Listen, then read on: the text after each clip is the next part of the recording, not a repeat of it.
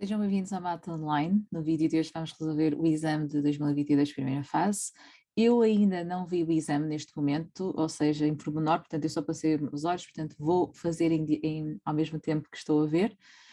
Portanto, caso haja depois alguma coisa pronto, não tão correta, irei depois colocar algum comentário sempre no formulário, mas vamos então ver o exame. Também vou deixar aqui o link para os critérios específicos de correção para que também possam ir, para que também possam ver mais diretamente as cotações. Então vamos lá. Vou tapando, está bem? Portanto, então diz o seguinte: qual das expressões seguintes é o termo geral de uma sucessão convergente? Então significa que, sendo uma sucessão convergente, significa que é uma sucessão que tem que ter limite. E daquilo que nós fomos falando nesta parte da matéria, portanto, eu vou fazer uma a uma. Claro que, olhando para os termos gerais das soluções, e pronto, eu já consigo identificar automaticamente qual é a opção correta. No entanto, caso tiveram dificuldade em fazê-lo, então qual é que seria aqui o processo de resolução? Portanto, então significa, tal como eu vos aconselhei sempre a fazer, é identificar, substituir sempre o menos levantado a n para n par e para n ímpar, sendo n par, ou seja, ao substituirmos aqui este expoente por um número par, ele ficava 1, então 1 vezes n fica n, e se substituir por n ímpar, vai ficar menos n. Ora bem, então se para nós verificarmos se ela seria uma sucessão convergente, nós teríamos que calcular o limite em n par, o limite em n ímpar, mas logo quando calculamos, por exemplo, no ramo de cima, o limite da parte do n vai logo dar mais infinito. Portanto, já se trata de uma sucessão que não seria convergente. Além disso, esta sucessão nem sequer teria limite, porque também se calculasse o limite para menos n, também dava menos infinito, portanto, não tem limite. Portanto, esta aqui não é convergente. Nesta aqui, se eu fizer exatamente da mesma forma, portanto, eu vou substituir por n par e por n ímpar, ou seja, se substituirmos aqui por um número par, o menos 1 levantado é um expoente par, dá positivo, portanto fica 1 sobre n, e aqui ficava menos 1 sobre n. E ao calcularmos o limite de cima, fica 1 sobre n, ou seja, 1 sobre mais infinito, que dá 0, dava um 0 mais, mas para efeitos daquilo que nós queremos determinar, posso deixar só assim, e vai também dar 0. Então, esta seria a resposta correta, porque o limite, a conclusão que nós chegamos é que existe limite, então que o limite da sucessão toda é 0, portanto, esta sucessão diz convergente para 0. Mesmo assim, eu vou fazer para as outras, portanto, temos menos 1 elevado a n mais n, ou seja, fica da mesma forma, portanto, para n par, o menos 1 será substituído por 1 mais n, para n ímpar fica menos 1 mais n. E reparem mais uma vez, ao calcular logo o limite do ramo de cima, vai-me dar 1 mais infinito, ou seja, dá mais infinito, portanto significa que se trata de uma sucessão divergente. E já estamos mesmo a ver, portanto, se eu fizesse para a última, seria exatamente a mesma situação. Ou seja, ficava para n par, portanto, ficava 1 menos n, para n ímpar ficava menos 1 menos n, então significa que ao fazer o limite, por exemplo, eu tenho feito sempre de ramo de cima, mas também vai dar menos infinito, portanto já se trata de uma sucessão divergente. Ora bem, por isso é que quando eu disse, quando olhei para a opção, vi logo qual é que seria aqui a opção correta, porque pelo aspecto delas, ou seja, este tipo de sucessão habitualmente é sempre uma sucessão convergente, ou seja, porque vocês conseguem fazer o enquadramento da fração, portanto, então significa que esta teria sido logo a minha opção. Ok, vamos avançar. Então, vamos aqui ao exercício 2, temos aqui então, continuamos aqui na parte das sucessões, e diz-nos o seguinte: a soma dos 5 primeiros termos de uma progressão geométrica, então está a dizer o S de 5, que é a soma dos 5 primeiros, de razão 2/3 é 211, então S5 é 211, e sabemos que a razão é 2/3. Então, S5 seria igual a U de 1 vezes 1 menos a razão elevado a 5, a dividir por 1 menos a razão, Vocês tinham a fórmula da soma dos n primeiros termos da progressão geométrica e também da aritmética no formulário.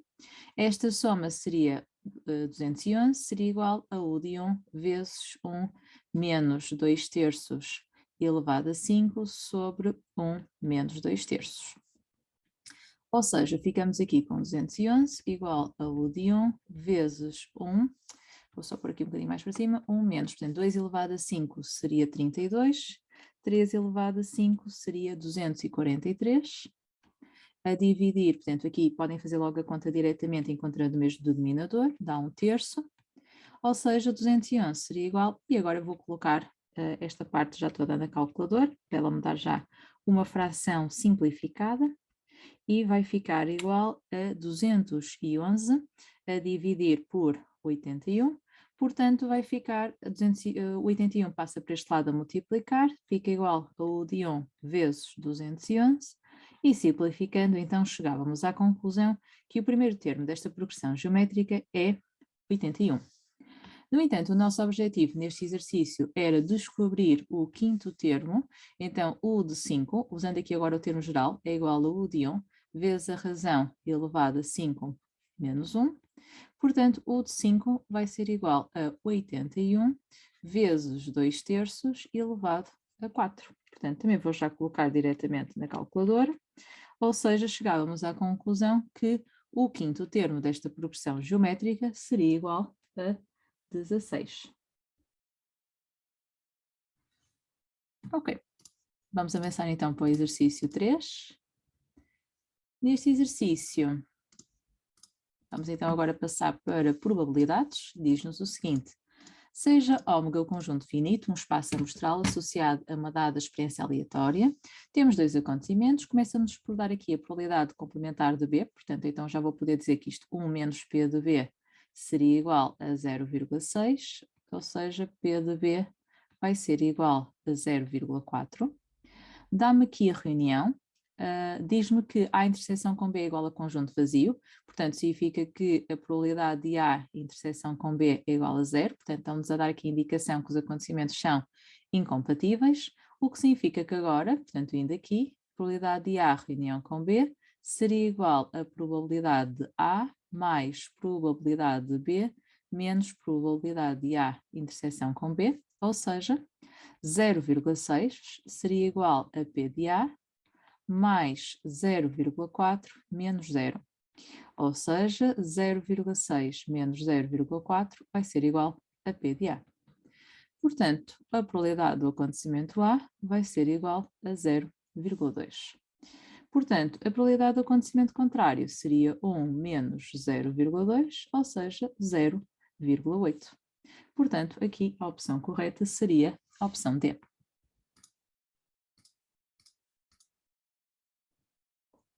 Agora sim, vamos agora aqui um exercício, parece, ok, um bocadinho maior. E vamos ter que fazer aqui algum tipo de explicação, mas vamos ler primeiro. Então diz-nos o seguinte: o semáforo é um jogo matemático, ok, em que se usa um tabuleiro retangular 3x4 casas e se dispõe de peças verdes, vermelhas e peças verdes, amarelas e peças encarnadas. As peças da mesma cor são iguais. Ok, então vamos lá ver. Nós temos peças verdes, temos peças amarelas e peças encarnadas, temos peças de 3 cores, mas as peças da mesma cor são iguais, portanto, então significa que a troca entre as peças da mesma cor não correspondem a situações diferentes. Agora, na figura 1 está representado um tabuleiro de jogo semáforo, cujas casas estão numeradas de 1 a 12, e pretende-se colocar duas peças no tabuleiro, uma peça por casa, de modo a obter uma configuração colorida. Ok, duas peças no tabuleiro e tem que ficar em casas diferentes. Para o efeito, dispõe-se de várias peças de cada cor. Considera-se uma configuração colorida o resultado da colocação de duas peças no tabuleiro. Duas configurações coloridas são diferentes se diferirem nas casas ocupadas pelas peças usadas ou na cor dessas peças. Então, o que ele está aqui a dar a indicação é que, apesar das peças da mesma cor serem iguais, elas ao serem colocadas, por exemplo, se eu colocar nem que seja duas peças da mesma cor, por exemplo, uma na casa azul e outra na casa, desculpa, uma na casa 1 e outra na casa 2, mas depois se eu pegar nessas duas peças e colocá-las na casa 3 e na casa 4, eles consideram que isso será uma configuração diferente. Ou então, se eu puser, por exemplo, uma azul e outra verde, depois, por exemplo, se eu puser, eu estou a dizer azul que nem tem azul, mas pronto, amarela e encarnada, portanto, ou seja, ele está-me a dizer que aqui as peças podem, basta trocar de número de casa que dá uma disposição diferente. A expressão seguinte permite determinar o número de configurações coloridas diferentes que é possível obter. Explica no contexto descrito cada parcela desta expressão. Ok, então significa que nós não sabemos quantas peças temos de cada cor, no entanto aqui também não é relevante porque eu só vou colocar duas peças no tabuleiro. Então o que me interessa é que eu tenho peças de cor verde, peças de cor amarela e peças de cor encarnada e tenho duas situações. Portanto, a primeira situação que me diz é que nós podemos colocar duas peças da mesma cor, e a segunda situação que me diz é que eu posso colocar, portanto, ou seja, estou a usar aqui vou só sublinhar aqui, estou a usar este parágrafo, duas configurações coloridas são diferentes se diferirem nas casas ocupadas pelas peças usadas ou na cor dessas peças. Portanto, estou a trabalhar aqui com este parágrafo. Portanto, e a segunda situação é também poder usar duas peças de cor diferente. Ok. Portanto, então significa que se eu tiver duas peças, se eu quiser colocar duas peças da mesma cor, então significa que eu dos 12 lugares, portanto eu tenho, portanto, por efeitos penso várias peças de cada cor, mas lá está, imaginem que ok, eu vou fazer isto para a cor verde, por exemplo, ok? Por exemplo, para aqui duas peças da mesma cor, então significa que eu posso dizer que dos 12 lugares disponíveis, ok? Eu vou escolher dois para colocar as peças da mesma cor, no entanto, como elas são, as duas peças são iguais, portanto, não trocam de lugar entre si. E depois de fazer isso para a cor, por exemplo, eu fiz com a peça com as duas peças de cor verde, mas podia ter feito, por exemplo, das 12 lugares, ter escolhido duas para colocar as peças amarelas, ou podia ter escolhido das 12 lugares, dois lugares para colocar as peças encarnadas. Reparem em que em cada conjunto de dois, depois não interessa a troca porque são peças iguais. Portanto, no fundo, aqui ficava de 3 vezes 12 combinações de 2, porque são sempre a mesma situação. Agora, se as peças forem de cores diferentes, então significa que de entre as três cores que eu tenho disponíveis, então das três cores eu vou escolher duas, portanto vamos imaginar que temos o verde e temos o amarelo, e agora dos 12 lugares disponíveis eu vou escolher dois, mas aqui já utilizo arranjos, uma vez que já me interessa a troca, uma vez que são cores diferentes, já me interessa a troca de lugar. Reparem que a primeira coisa que eu fiz, então, antes de começar a explicar cada parcela, foi tentar perceber, ou seja, primeiro fiz aqui uma análise minha do exercício e agora sim vamos então explicar cada uma das parcelas.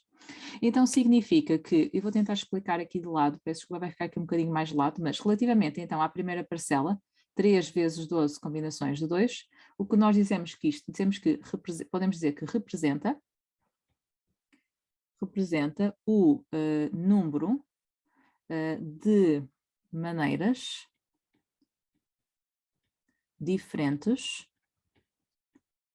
de escolher de entre os 12 lugares do tabuleiro,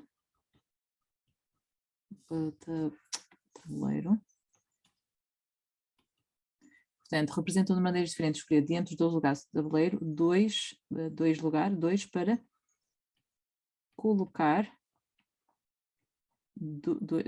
duas peças da mesma cor.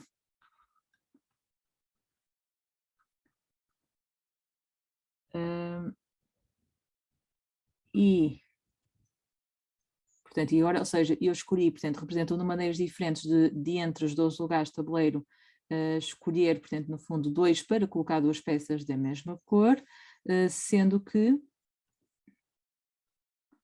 tal pode ser feito para 3 cores diferentes. E agora, relativamente ao 3 combinações de 2 arranjos de 12, 2, então vou poder dizer que isto representa o número de maneiras diferentes de escolher, portanto, nós começamos por escolher as cores, portanto, escolher 2 cores de entre as 3 disponíveis e para cada par, porque nós escolhemos 2 a 2, portanto, e para cada par de cores escolhidas, escrevo por assim, e para cada par de cores escolhidas existem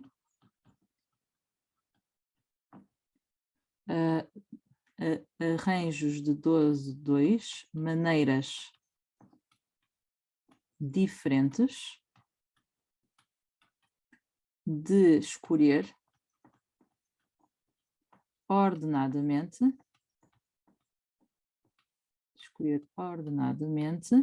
portanto, cada parte estou escolhida, existem 12 arranjos de 2 maneiras diferentes de escolher ordenadamente 2 lugares de entre os 12 disponíveis no tabuleiro. Eu penso que depois de vocês compreenderem o que é que se pretendia, era mais fácil depois explicar a situação. Portanto, a abordagem aqui que eu tentei fazer foi primeiro interpretar o exercício à minha maneira, para depois perceber como é que isso se interligava então, portanto, com as duas situações, ou seja, as duas parcelas definidas aqui, e no fundo a soma destas duas dá-vos então depois o número de configurações coloridas diferentes. Peço desculpa se às vezes ali o português não ficou tão bem, mas depois eu ajusto na resolução final.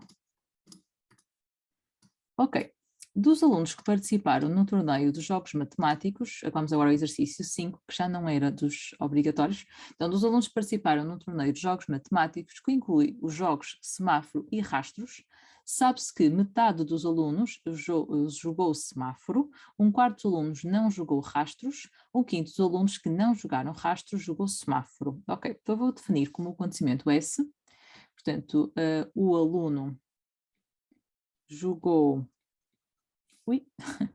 jogou ao semáforo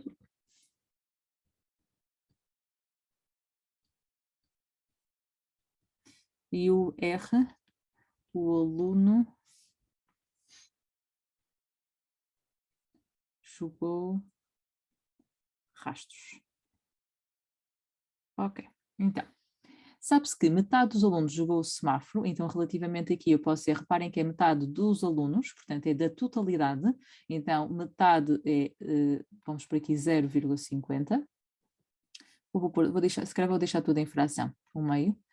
Um quarto dos alunos, portanto, então relativamente também à totalidade, então fica a probabilidade de R é um quarto, e um quinto dos alunos que não jogaram rastros, então esta já é uma condicionada, porque já não é dos alunos, é dos alunos que não jogaram rastros. Então, de entre os que não jogaram rastros, um quinto jogou ao semáforo. Ok.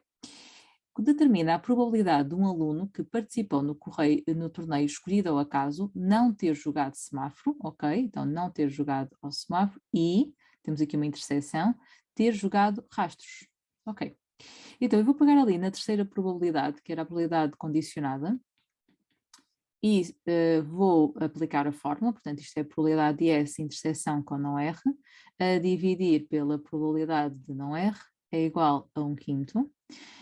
Vou precisar da probabilidade complementar de R, portanto, então fica 1 menos 1/4, que dá 3/4.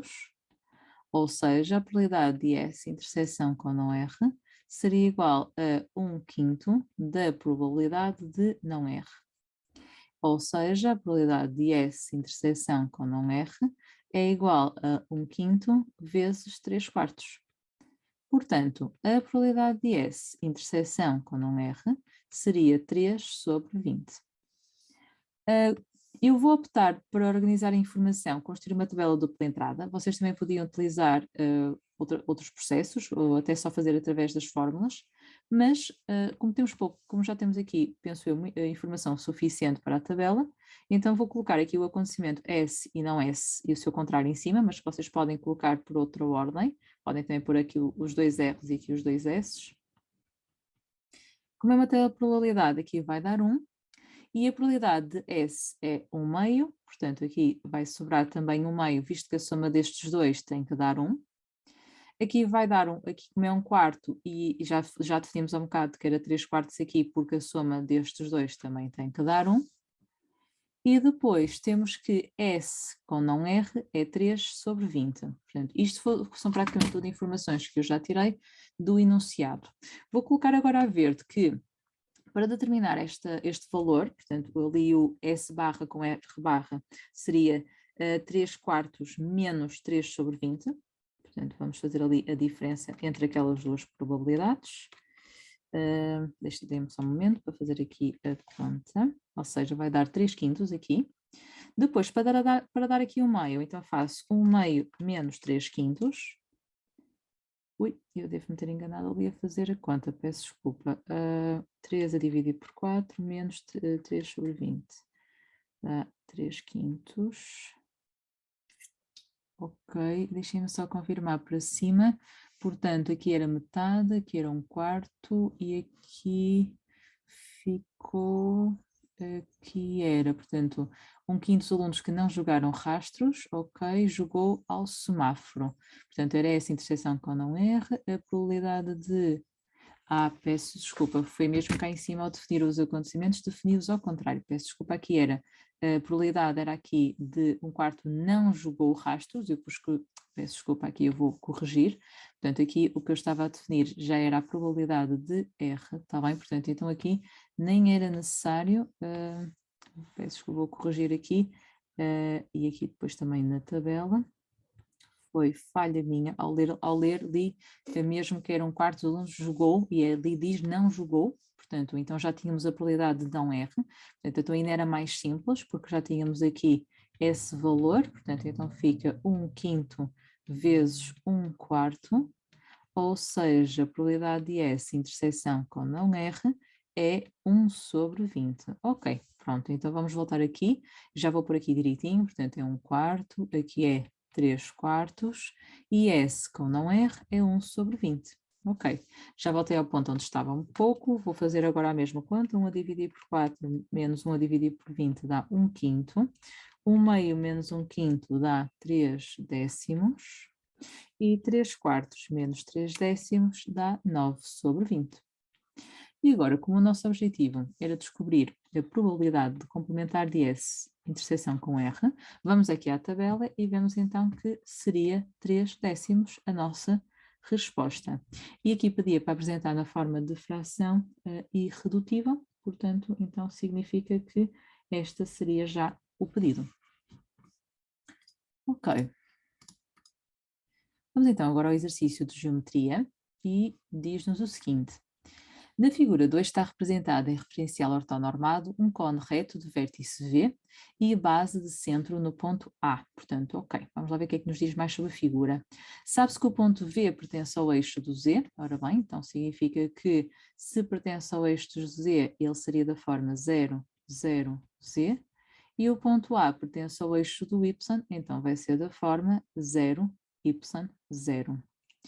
A base do cone tem raio 3, ok, e está contida no plano 4y menos 3z igual a 16, e reparem que como o ponto A é o centro da base, eu já o posso substituir aqui, portanto 0, y, 0, e vai ficar 4y menos 0 igual a 16, ou seja, y igual a 4. Portanto, então significa que o ponto A vai ser 0, 4, 0. Qual das seguintes equações define um plano perpendicular ao plano que contém a base? Ok, então nós sabemos que planos perpendiculares, então os seus vetores normais também são perpendiculares, portanto, então significa que o vetor do plano escalar com o vetor do plano que se encontra nos enunciados vai ter que ser igual a 0 e que passa no ponto de coordenadas 1, 2, menos 1. Ok, então esta temos que fazer a linha, não é? Portanto, então vou fazer aqui de lado, vou já tapar aqui para já 6.2 e... Não vou tapar que eu se calhar vou fazer tudo aqui de lado.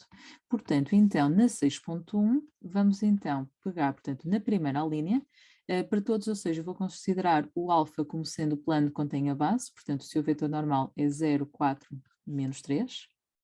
E então, para o vetor normal do plano que se encontra aqui, reparem que logo no primeiro, ele vai dar, o vetor normal dá igual ao vetor do plano alfa.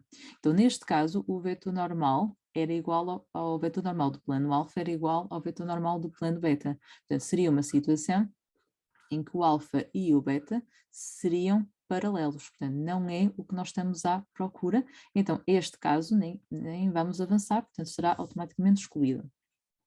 Depois, da linha B, fazemos então o vetor normal do beta, que seria 3, portanto vou aqui a buscar as coordenadas, ele era 3, 4 e 1, e vão então ver se o produto escalar entre o vetor normal do plano que contém a base e o vetor normal do plano beta se vai dar igual a 0. Então ficava 0 vezes 3, 4 vezes 4, menos 3 vezes 1, ou seja, vai dar 0 mais 16, menos 3 igual a 0, então não vai dar, portanto vai dar aqui 13 igual a 0, ou seja, não é perpendicular. Passando à linha C, tiramos também o vetor normal do plano beta, ou seja, ele seria 0, 3, 4.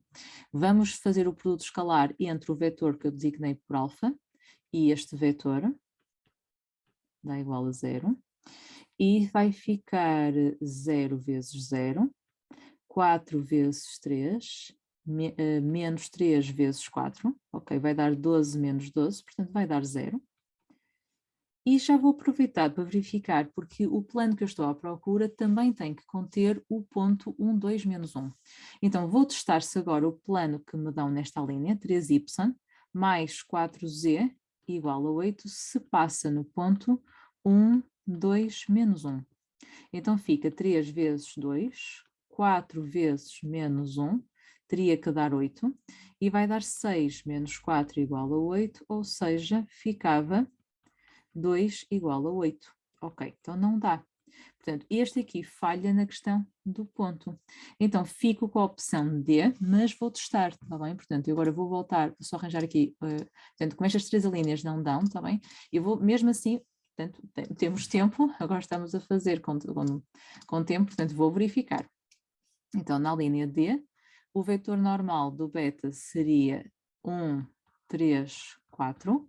Então, fazemos o produto escalar, 0, 4, menos 3 com 1, 3, 4 igual a 0. Fica 0 vezes 1, mais 4 vezes 3, menos 3 vezes 4 igual a 0. Portanto, então aqui dá uma proposição verdadeira.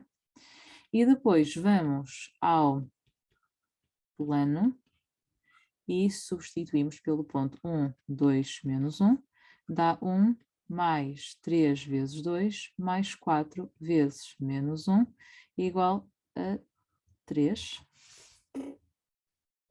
Ou seja, fica 1 mais 6 menos 4 igual a 3.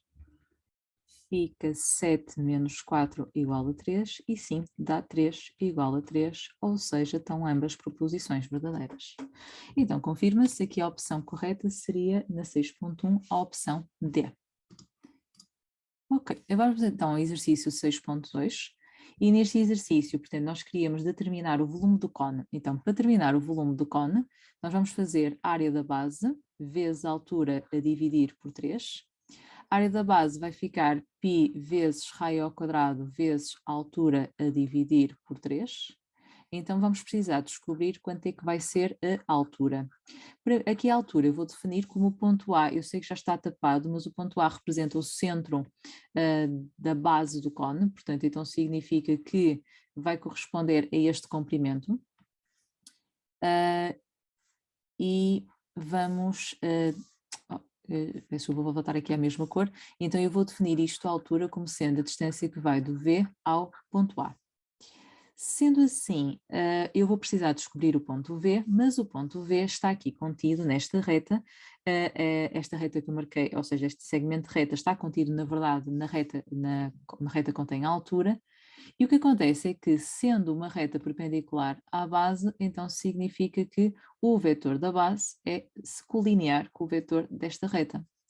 Então, eu vou começar por explicar isso, ou seja, eu vou chamar alfa, eu vou voltar aqui a descobrir, como eu paguei entretanto, e vou voltar aqui a colocar o cálculo que eu tinha feito para descobrir o ponto A. Portanto, ficava aqui 4y menos 3 vezes 0 igual a 16, ou seja, 4y igual a 16, portanto, y igual a 4. E agora vai ficar a reta, portanto vou ter que explicar que a reta é perpendicular ao plano, logo o vetor R e o vetor normal do plano são colineares. São colineares, então, por exemplo, eu posso dizer que o vetor desta reta vai ser igual ao vetor normal do plano, ou seja, vai ser o vetor 0, 4, menos 3. Portanto, a reta ficava definida da forma x, y, z, passa no ponto A, que era 0, 4, 0, e tem a direção do vetor 0, 4, menos 3, com k pertencente a R. E agora, o ponto V pertence à reta R e o ponto V também pertence ao eixo das cotas, portanto é da forma 0, 0, z. Então significa que eu posso ir aqui à reta, passar para paramétricas e substituir o x, o y e z por 0, 0, z, e vai ficar 0 igual a 0, 0 igual a 4 mais 4k, para descobrirmos aqui o k, e para depois então tirarmos aqui o valor do z. Então dá 0 igual a 0, k igual a menos 1, z igual a 3, portanto as coordenadas do ponto V seriam 0, 0, 3. Sendo assim, a distância do ponto V ao ponto A seria 0 menos 0 ao quadrado, 4 menos 0 ao quadrado, 0 menos 3 ao quadrado, que vai dar 0 mais 16 mais 9, ou seja, vai dar raiz quadrada de 25, que é 5. Portanto, o volume do cone fica π vezes 3 vezes 5, ou seja, fica 15π unidades de volume. Portanto, eu vou deixar assim unidades de volume, visto que nós não temos aqui acesso a uma unidade do exercício. Ok.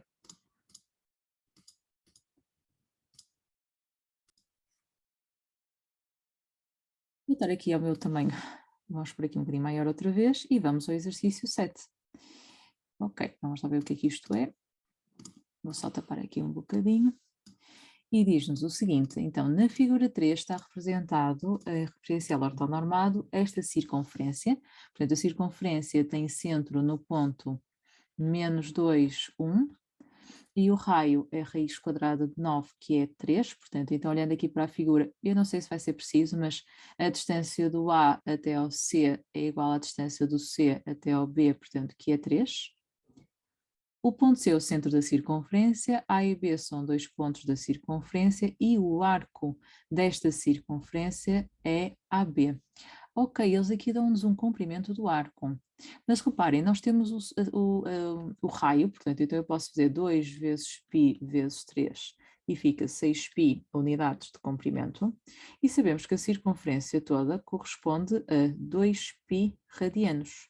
Então, se temos um arco de 2π, então significa que a amplitude aqui seria 2π vezes 2π a dividir por 6π. ou seja, dava 4π sobre 6, portanto, 2π sobre 3 radianos, ou seja, ao saber a amplitude do arco, a amplitude do ângulo, sendo o ângulo ao centro, então chega à conclusão que é igual, ou seja, 2π sobre 3 radianos ali para aquela amplitude. Como o nosso objetivo era fazer o cálculo do produto escalar de CA por CB, fica norma do vetor CA vezes norma do vetor CB vezes o cosseno de 2π sobre 3, ou seja, fica 3 vezes 3 menos cosseno de π sobre 3. Portanto, dá 9 vezes menos 1 meio, ou seja, dá menos 9 meios. Ok. Avançamos então para o exercício 8. Vou tapar para já, portanto, vamos só fazer o 8.1. Primeira pergunta, então aqui nós temos uma função de domínio R7 menos 2. Temos aqui esta função que é para valores abaixo de menos 2 ou para valores acima ou iguais a 2 e se estiver entre menos 2 e 2. Muito bem. Então, o nosso objetivo aqui é averiguar se a função é contínua no ponto 2. Muito bem. Então agora vamos, primeiro vou fazer já o f de 2, que será calculado do ramo de cima, portanto 2 menos 2 sobre 2 mais 2, ou seja, é elevado a 0 a dividir por 4 dá 1/4. Posso já apresentar aqui o limite quando x tende para 2 por valores à direita, porque à direita de 2 era substituído no ramo onde eu já calculei o f de 2. E agora fazemos o limite quando x tende para 2 por valores à esquerda, ou seja, limite quando x tende para 2 por valores à esquerda de seno de x menos 2 sobre x ao quadrado menos 4. Portanto, isto substituindo dava em terminação do tipo 0 sobre 0. E este aqui pode ser resolvido, primeiro fazendo aqui uma pequena fatorização através do caso notável, portanto x menos 2, x mais 2. E agora vou separar isto em dois limites. Um que fica aqui a dividir por x menos 2, visto que é isto que ainda tem em terminação, e aqui um limite à parte com o que sobra. Portanto, então vai ficar 1 sobre x mais 2. Para resolver este limite, nós vamos fazer aqui uma mudança variável. O x tende para 2 menos, x menos 2 tende para 0 à esquerda, e isto vai ser o meu y. Então, fica limite, quando o y tende para 0 por valores à esquerda, de seno de y a dividir por y, vezes 1 sobre 2 mais 2. Portanto, fica 1 vezes 1/4, que dá igual a 1/4. Então, a conclusão que nós chegamos, vou ter que colocá-la mais acima, é que como f de 2 é igual ao limite quando x tende para 2 por valores à direita, que é igual ao limite quando x tende para 2 por valores à esquerda, então f é contínua em x igual a 2.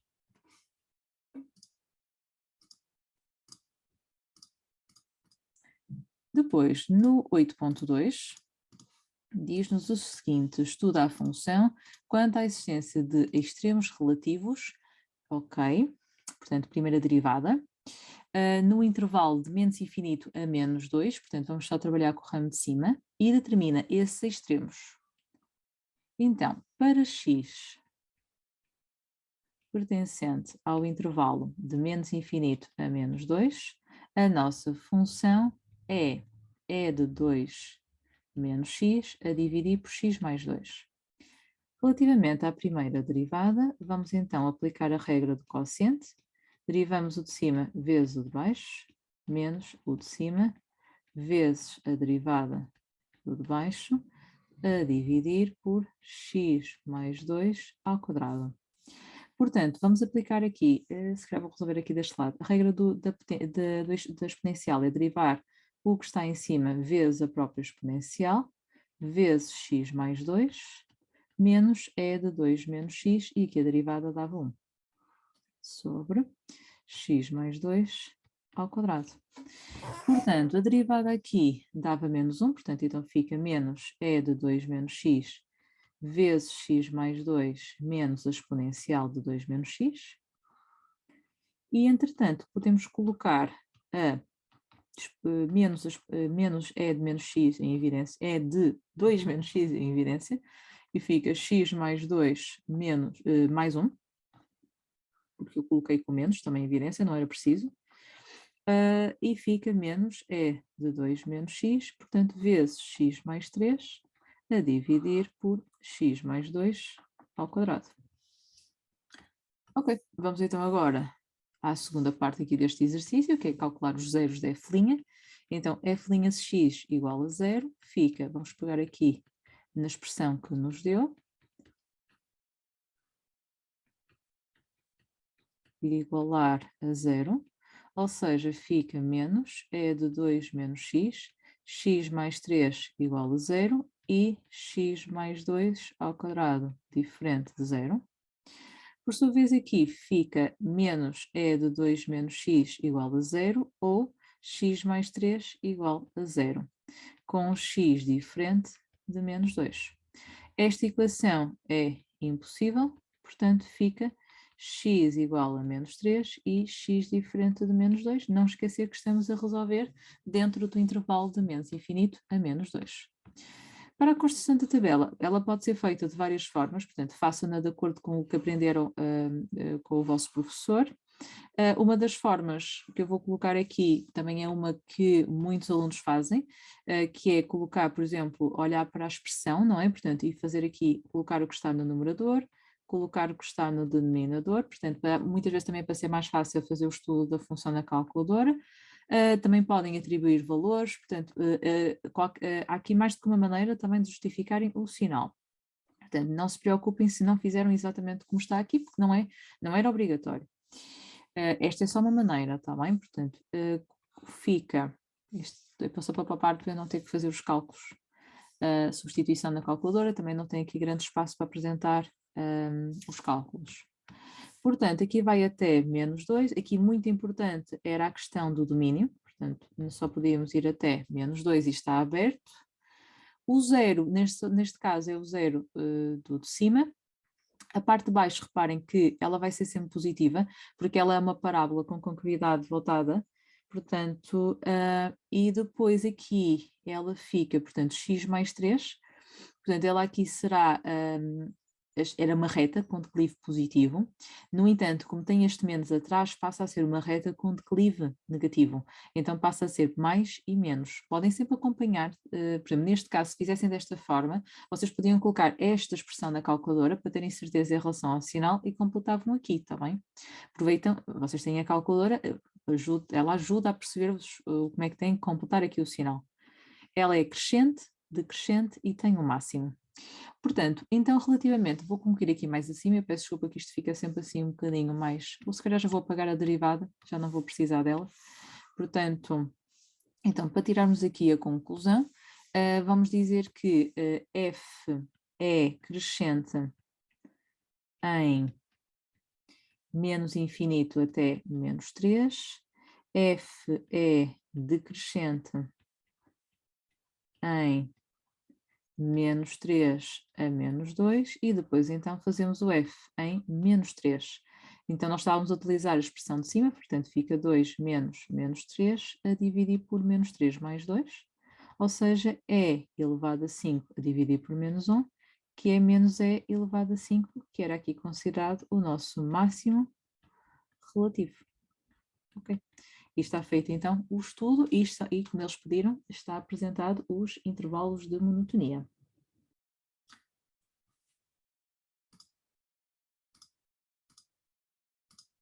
Ok, continuando. Muito bem, temos a entrar no exercício exatamente, com calculadora. Na figura 4 está representado um cabo suspenso pelas suas extremidades em dois postos iguais, distanciados, peço desculpa, 10 metros entre si. Os postos estão instalados perpendicularmente ao solo, num terreno plano e horizontal. O ponto do cabo mais próximo do solo é aqui distante dos dois postos, ou seja, está-me a dizer aqui, portanto aqui o ponto do cabo mais próximo do Sol, portanto, será aqui o meio, portanto, está à mesma distância dos dois postos. Seja H a função do domínio de 0 fechado a 10 fechado, ok, que vai aqui então desde o posto da esquerda até o posto da direita, e temos então aqui a função H. A função H dá-nos a altura relativamente ao solo, em metros, de um ponto do cabo situado a x metros do poste da esquerda. Qual é a distância arredondada às décimas da base do poste da esquerda ao ponto do cabo que está mais próximo do solo? Ok, então significa que nós precisamos descobrir, portanto, o ponto que está aqui, portanto, ele diz-nos aqui que há aqui um ponto que se encontra exatamente a meio, ou seja, então o que é que vamos fazer aqui? Eu vou descobrir, como aqui a distância é 10 metros, está bem? Portanto, então nós vamos encontrar aqui o meio, que diz que está, portanto, ele quer saber, também fala aqui do o que está mais próximo do Sol, portanto, ele dizia aqui no enunciado, o ponto mais próximo do Sol está à mesma distância, está bem? Então, se está à mesma distância, está aqui no 5. E depois nós queremos saber qual é a distância arredondada às décimas da base do poste da esquerda ao ponto, portanto, qual é a distância arredondada às décimas da base do poste da esquerda, ou seja, qual é daqui, da base do poste da esquerda, ao ponto, a este pontinho aqui. Ok. Então significa que esta distância, vou marcar aqui outra cor, verde, portanto, eles querem saber que nós, é para procurar esta distância aqui, está bem? É quase aqui um teorema de Pitágoras, então, portanto, vamos fazer aqui um triângulozinho, não é? E agora, não era preciso, podemos fazer a distância entre dois pontos, mas sabem que esta distância aqui, ou seja, isto seria dado por 5, não é? E isto vai ser o H de 5. Ok, então significa que, eu vou tapar aqui um bocadinho deste lado para ter espaço para fazer as contas. Começávamos por fazer o H de 5, então o H, vou escrever a branco, o H de 5 fica 6,3 vezes E elevado a 0 mais E elevado a 0 menos 7,6, ou seja, fica 6,3 vezes 2 menos 7,6. Que dá igual a 5 metros. Então, isto também é 5 metros. Então, fazemos agora um teorema de Pitágoras. Portanto, a distância que eles querem ao quadrado é 5 ao quadrado mais 5 ao quadrado, ou seja, fica 25 mais 25, portanto, a distância seria mais ou menos raiz quadrada de 50, mas nós vamos escolher o valor positivo, porque se trata de uma distância. Com arredondamento às décimas, portanto, a distância seria aproximadamente 7,1 metros. Portanto, significa que a opção correta aqui seria a opção A. Agora, para um ponto do cabo situado a D metros do poste da esquerda, verifica-se que, diminuindo 50% essa distância, a altura relativamente ao solo diminui 30 centímetros. Então, eu só vou precisar aqui da função. Eu vou pagar o resto que não preciso, mas se calhar além disso eu vou já puxar aqui um bocadinho a folha aqui para o lado mais esquerdo para conseguir ter acesso à calculadora. Eu vou usar a Casio para a resolução deste exame. Se já houver alguma dúvida em colocar na vossa calculadora, também podem deixar a vossa dúvida nos comentários.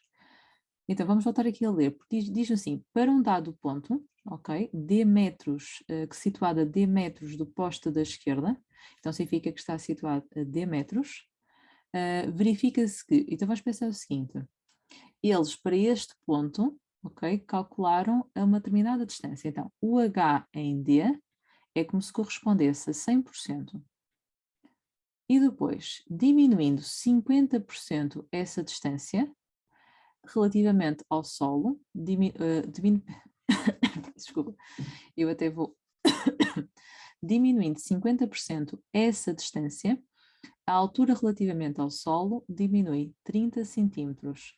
Então significa que se passarmos para 50% dessa distância, ok, a altura relativamente ao solo, vou fazer isto de outra maneira.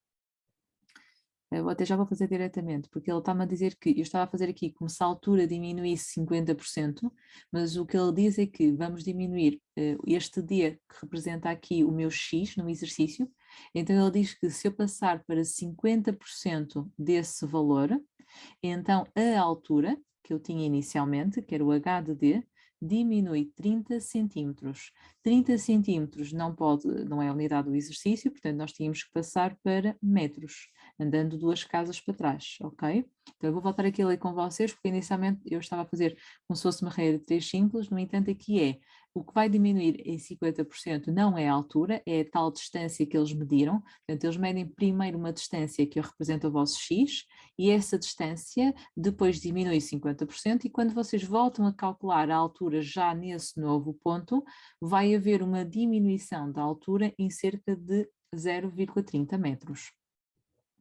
Então significa que as funções que eu vou colocar na calculadora seria 6,3.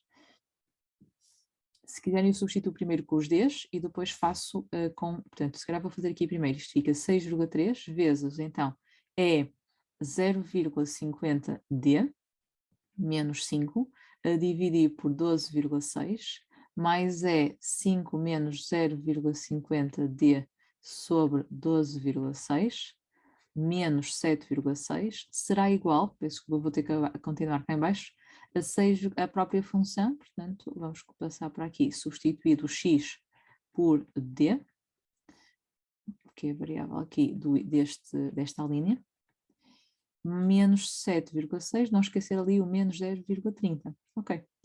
Então significa que, passando isto, portanto, eu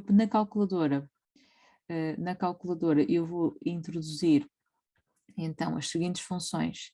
A minha y não será 6,3 vezes e, portanto, eu vou só para ser mais claro, eu vou voltar aqui a repetir, mas já com a variável da calculadora, que será a variável x,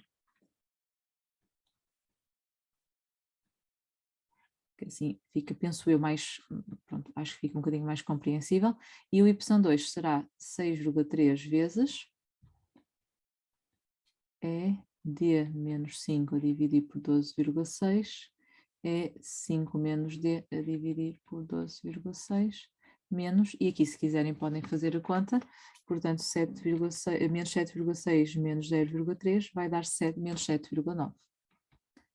Ok, então significa que estou pronta para ir à calculadora, portanto aqui na casa eu vou aqui à parte do gráfico, vou só apagar as funções, funções que eu já teria aqui introduzido, e vamos lá então, 6,3 vezes, abrir parênteses, exponencial, fração, 0,50x menos 5 a dividir por 12,6 e agora aquele lado, então não foi mesmo para o lado, ok, mais agora exponencial de fração 5 menos 0,50x a dividir por 12,6 menos 7,6. Ok. Esta foi a primeira, vamos à segunda. 6,3 vezes, abrir parênteses, exponencial de fração, x menos 5 sobre 12,6 e aqui ao lado fica mais, e agora aqui exponencial de 5 menos x a dividir por 12,6, ok, menos 7,9, ok. Muito bem, então as funções introduzidas, vamos agitar já a janela. O x, vamos usar aqui o domínio da função h, que seria de 0 a 10, ok? Em termos de altura, eu não sei o que vou precisar, portanto eu vou pôr uma altura positiva, vou deixar para já o 0 a 10. E vamos desenhar. Eu penso que está uma boa janela, penso que dá para perceber bem, e vamos então fazer a interseção. Eles diziam que já aqui que o valor existia e era única, e eu também vou acompanhar para vocês perceberem como é que tinham que desenhar isto na vossa folha de prova. Portanto, eu neste caso estou a usar as variáveis x e y, por causa da identificação que eu fiz na calculadora. Vamos colocar a janela, muito importante, portanto o gráfico só podia ser desenhado de 0 a 10. Depois temos aqui a função azul, que era a minha função y1, que é fechadinho aqui, e temos a nossa função um bocadinho abaixo e interseta aqui, portanto foi bem fechadinho aqui, e é a minha y2. Vou então identificar o ponto de interseção. Este ponto de interseção era para ser arredondado às centésimas, que é então 7,93, 5,04, e o objetivo do exercício é então só dar o valor do D com arredondamento às décimas de metro. Então a resposta do exercício é que seria que o D seria aproximadamente 7,9 metros. Muito dentro daquilo que nos anos anteriores, não é, já têm trabalhado com a questão daqui das percentagens, portanto muito idêntico. Ok, vamos prosseguir então. Exercício 10. E diz-nos o seguinte: na figura 5 estão representados no plano complexo os afixos de 5 números complexos. O ponto A pertence ao semi-eixo real positivo, B e C ao semi-eixo real negativo, o ponto D ao semi-eixo imaginário negativo. O ponto W é o afixo do número complexo, tal que a sua parte imaginária é o simétrico da sua parte real. Portanto, então significa que este W pertence à bissetriz dos quadrantes pares e que a parte real do W é maior do que 1.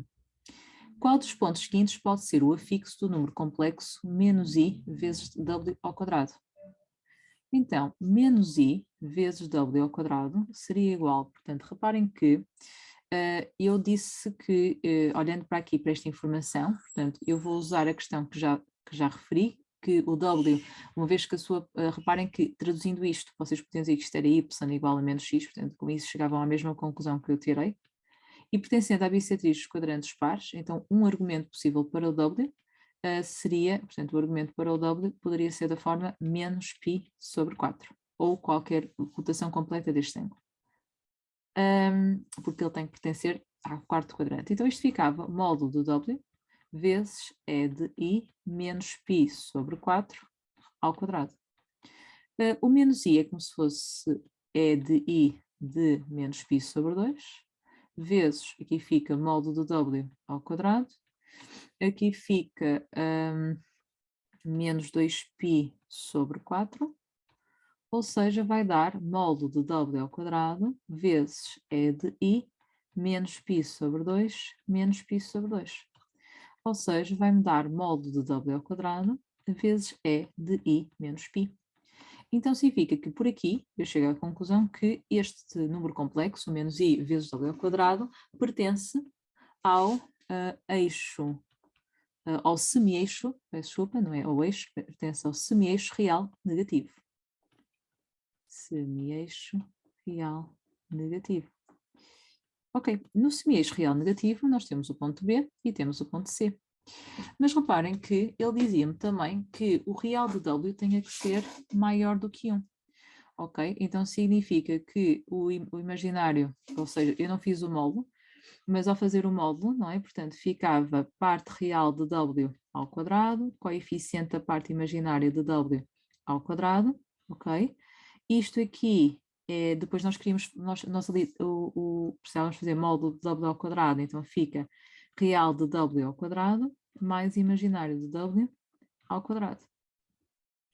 Ou seja, isto vai ser maior que 1, isto também vai ser maior do que 1, portanto significa que a distância, ou seja, considerando aqui as distâncias, portanto se este comprimento aqui é superior a 1, então considerando que o B está a uma distância um pouco inferior do que relativamente ao eixo, ou seja, a parte imaginária do W, portanto, se vocês falarem e olharem aqui para a figura, mesmo ela não estando à escala, portanto, a questão aqui é que a parte, este comprimento, não é? Portanto, ou até pensando em termos do módulo, que é se calhar mais fácil para vocês, porque estamos a falar no fundo do módulo do W, reparem que esta medida, não é? Nós precisamos de elevar na por cima ao quadrado, então significa que era o dobro, não era o dobro, não é? Mas é o quadrado, portanto seria um bocadinho maior, não pode ser igual a isto.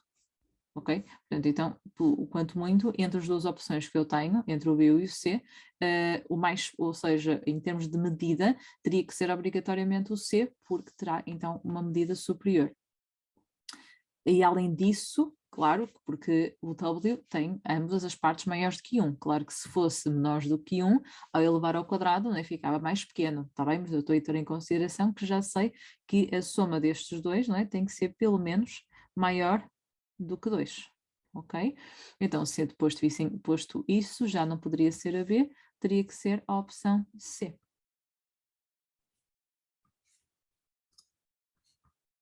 Muito bem, ok, vamos continuar. Exercício 11.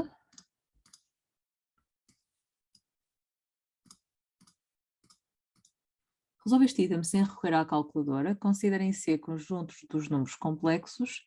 Ok, está muito grande. Então, Z ao cubo é igual a menos raiz quadrada de 3 mais I, a dividir por raiz de 2i elevado a 6. Ok, eu ainda não li o exercício, mas logo aqui temos uma potência de 6, dá-me jeito de trabalhar na forma algébrica, então eu vou designar por Z1, o que está ali dentro, menos raiz 3 mais i, e vou já passar para a forma trigonométrica.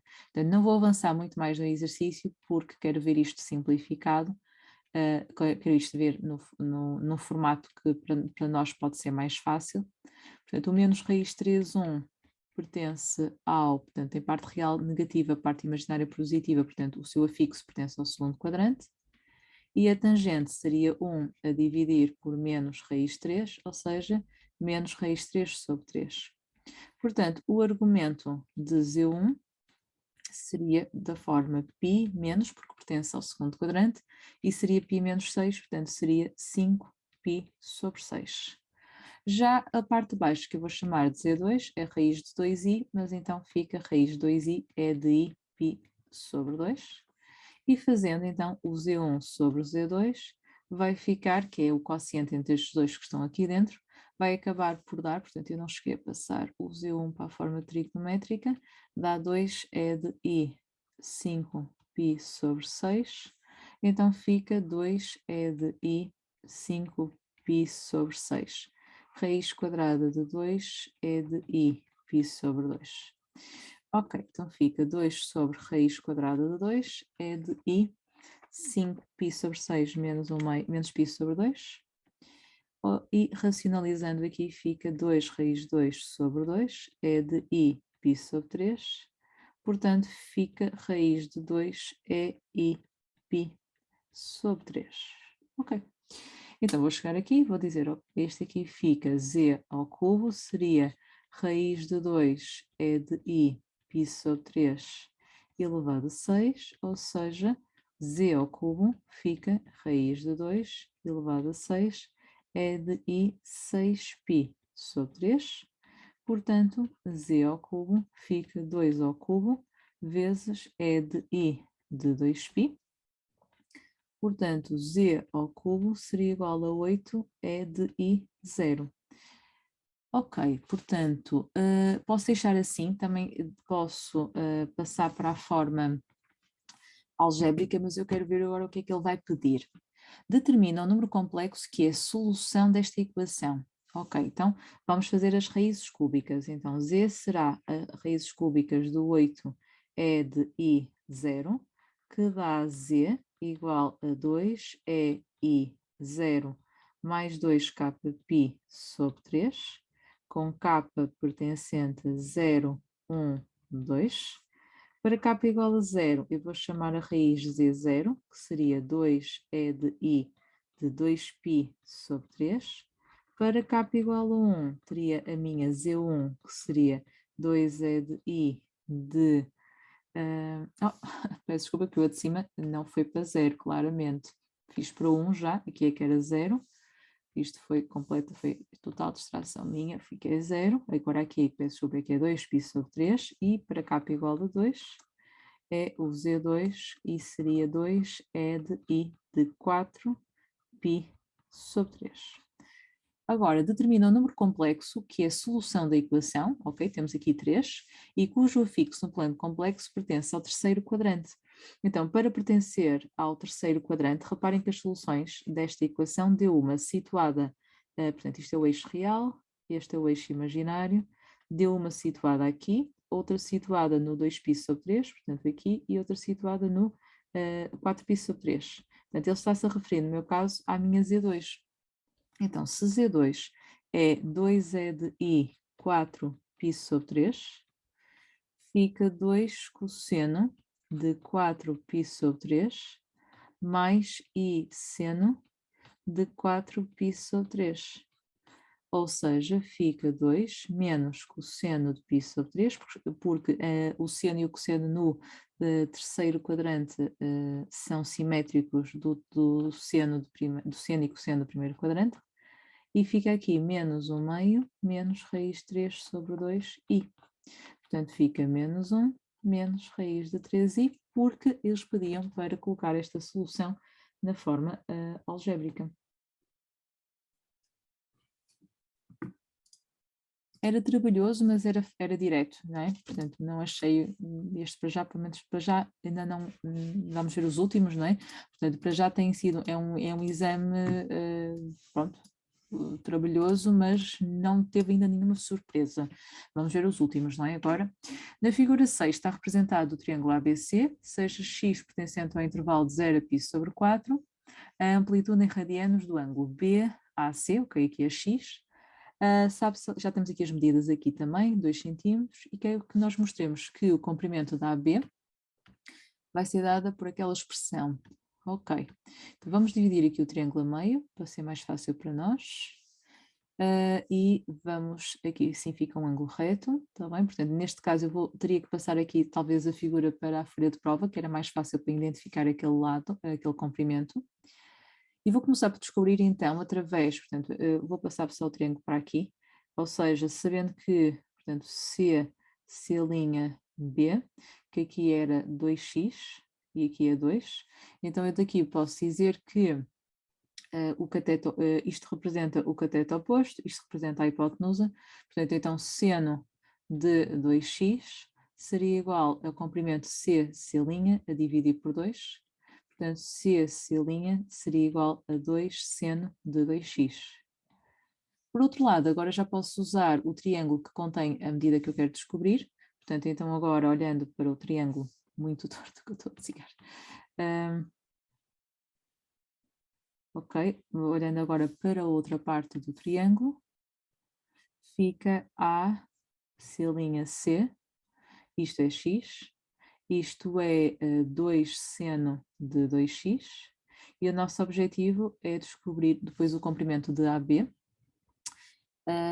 Portanto, eu vou descobrir, eu ali em cima, já agora, eu entretanto achava por alguma razão que era para descobrir o comprimento de AB, peço desculpa que eu devia ter sublinhado logo aqui na figura, portanto o meu objetivo é descobrir o AB, portanto aqui em cima vai-me dar jeito e antes de avançar mais, vou calcular o C'B também, portanto aqui já representava o cateto adjacente, então cosseno de 2x será igual a C'B a dividir por 2.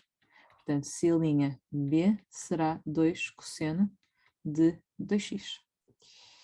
Ok, agora aqui sim, vamos descobrir então, agora aqui na parte verde, vamos descobrir o cateto adjacente, este é o cateto oposto, vamos usar que tangente de x será igual a cateto oposto, a dividir por cateto adjacente, portanto, o cateto adjacente é 2 seno de 2x sobre tangente. E talvez aqui eu aproveite, antes de fazer mais alguma coisa, simplificar aqui um bocadinho, porque o seno de 2x é 2 seno de x cosseno de x, e isto aqui em cima não tem fração, portanto vai ficar como se fosse sobre 1, e a tangente é seno sobre cosseno. O que significa então que o comprimento da AC', fazendo aqui a multiplicação, portanto, este numerador que é 4 seno de x, o cosseno multiplica por este, então fica 4 seno de x cosseno ao quadrado e divide por seno de x. Portanto, isto corta e fica só 4 cosseno ao quadrado de x. Ok, então agora para descobrir o comprimento de AB, a distância da AB, então fazemos a distância do AC' mais a distância do C' B. O AC' fica 4 cosseno ao quadrado de x. O C' B fica 2 cosseno de 2x. Portanto, fica 4 cosseno ao quadrado de x. E agora vou só fazer aqui um cálculo auxiliar para relembrar que cosseno de 2x, pela fórmula de duplicação do ângulo, é cosseno ao quadrado menos seno ao quadrado. Mas reparem que a expressão final só tem cossenos, portanto, então agora vocês podem substituir o seno ao quadrado, ou seja, pela fórmula fundamental da trigonometria, se seno ao quadrado mais cosseno ao quadrado é 1, então significa que seno ao quadrado pode ser substituído por 1 menos cosseno ao quadrado. Está bem? Portanto, é esta a visão que eu agora vou dar a este seno ao quadrado.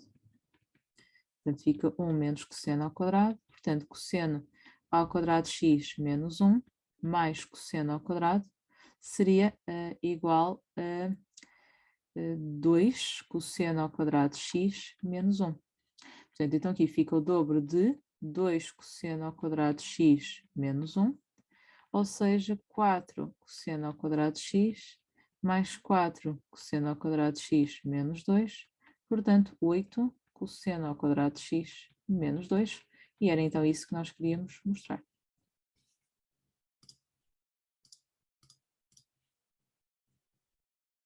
Ok, estamos quase a chegar ao fim, vamos então ver aqui o exercício 13. Resolve este item sem recorrer à calculadora. Seja G a função domínio de 1 aberto a mais infinito, estuda a função G quanto à existência de assíntotas verticais e de assíntotas oblíqua sociográfico e, caso existam, escreva as respectivas equações. Então, vamos começar pelas assíntotas verticais. Nós temos aqui o domínio aberto no ponto 1, portanto, ele é considerado aqui um ponto de aderência ao domínio da função, portanto, eu posso testar a existência da assíntota neste ponto, mas tem que ser por valores de 1 à direita.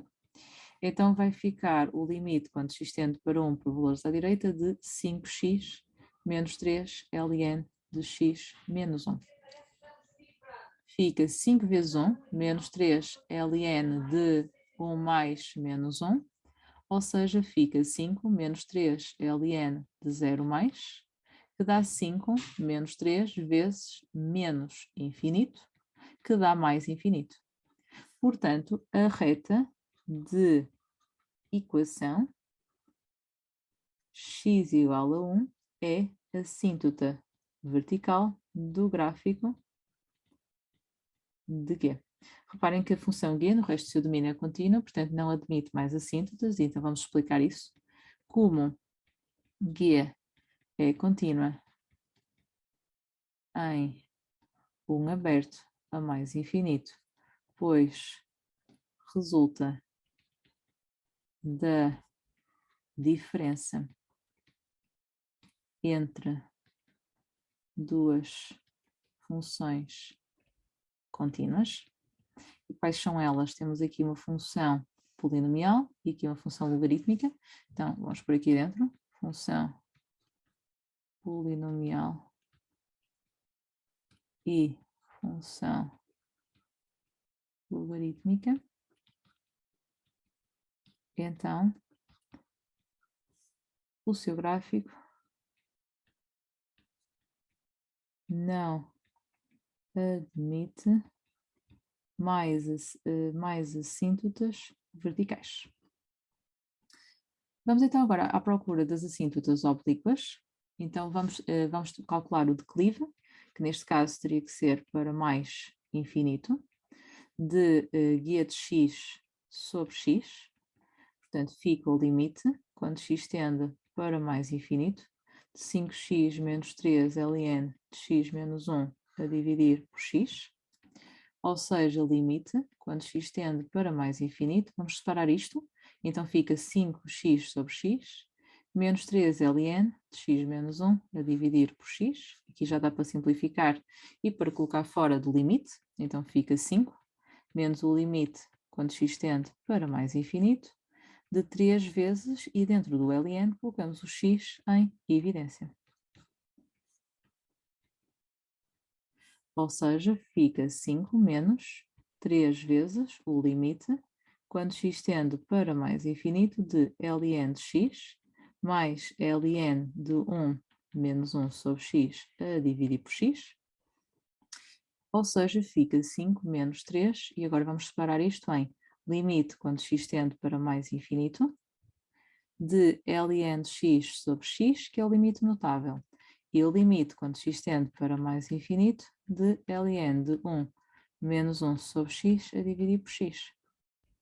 Ou seja, fica 5 menos 3 vezes 0, menos, mais ln de 1 sobre mais infinito, que também dá 0. Então fica 5 menos 0, que dá igual a 5. Vamos avançar para o cálculo do b, ou seja, será o limite, quando x tende para mais infinito, de g de x menos o declive que nos deu vezes x, fica o limite, quando x tende para mais infinito, de 5x menos 3 ln de x menos 1 menos 5x. Corta. E ao substituir, vai dar menos 3 ln de mais infinito, que dava menos 3 vezes mais infinito, que dá menos infinito, que não pertence a R. Então significa que o gráfico desta função não admite assíntotas oblíquas. Portanto, esta função, a única assíntota que admitia era a assíntota, portanto, ou seja, vou só tirar a conclusão que logo o gráfico de G não admite assíntotas oblíquas. E só tenho uma assíntota vertical de equação x igual a 1. Ok. Não se esqueçam que vocês tinham que colocar esta justificação aqui, e esta era obrigatória. Vocês tinham que concluir que não tinha mais assíntotas verticais e tinham que chegar à conclusão, portanto não era suficiente apresentar só isto. Tinham que mostrar que não, tinham que chegar a tirar só uma conclusão, também era um ponto para cada uma delas. Exercício 14. Resolve este item sem recorrer à calculadora, portanto, então já sabemos, e não vai precisar na cabeça que a primeira coisa é calcular o domínio, acho que esta fase já era mais que esperado. 5 menos 2x tem que ser maior que 0, 3 menos x tem que ser maior que 0, ou seja, fica x pertence a R, tal que menos 2x, vou fazer o seguinte, para não estar a sobrecarregar aqui a expressão, então 5 menos 2x ser positivo, fica menos 2x maior que menos 5, portanto x menor que 5 meios, 3 menos x maior que 0, fica menos x maior que menos 3, ou seja, x menor do que 3. Portanto, aqui resultava de fazer de menos infinito a 5 meios aberto, a interseção com de menos infinito a 3 aberto. Então, reparem, 5 meios, portanto, fica antes do 3, portanto, a interseção ocorre de menos infinito a 5 meios, portanto, então seria esse o domínio. Ok, agora vamos então é de x menos 1 vezes ln de 5 menos 2x, mais é de x vezes ln de 3 menos x, igual a ln de 3 menos x. É de x menos 1 vezes ln de 5 menos 2x, portanto eu vou passar tudo para o mesmo lado, também para ver o que é que eu posso colocar em evidência.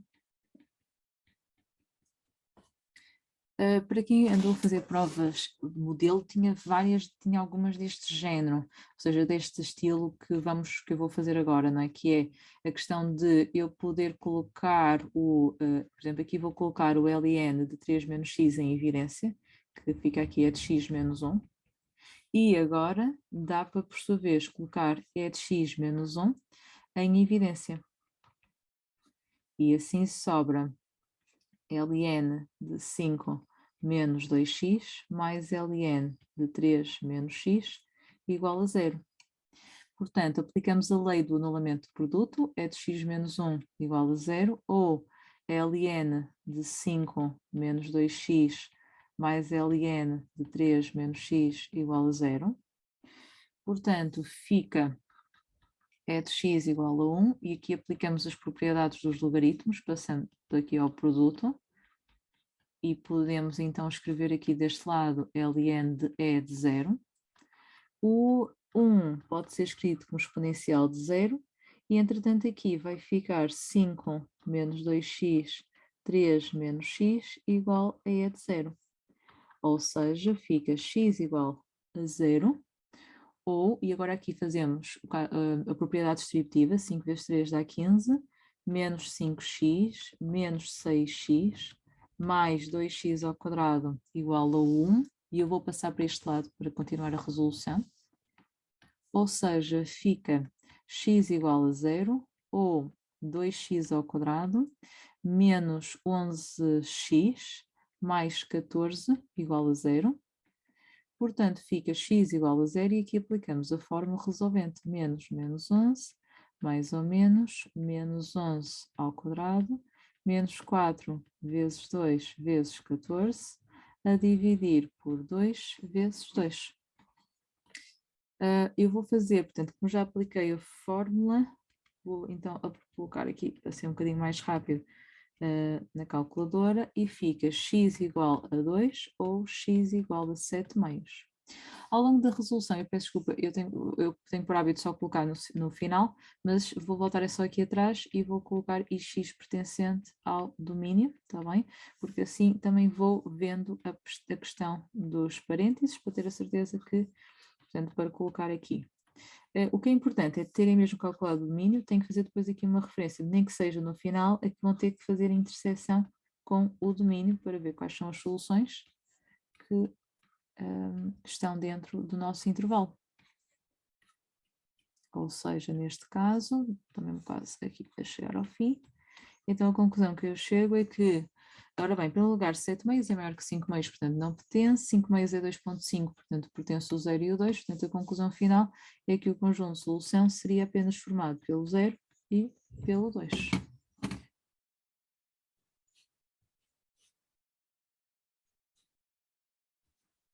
Vamos então continuar para a última.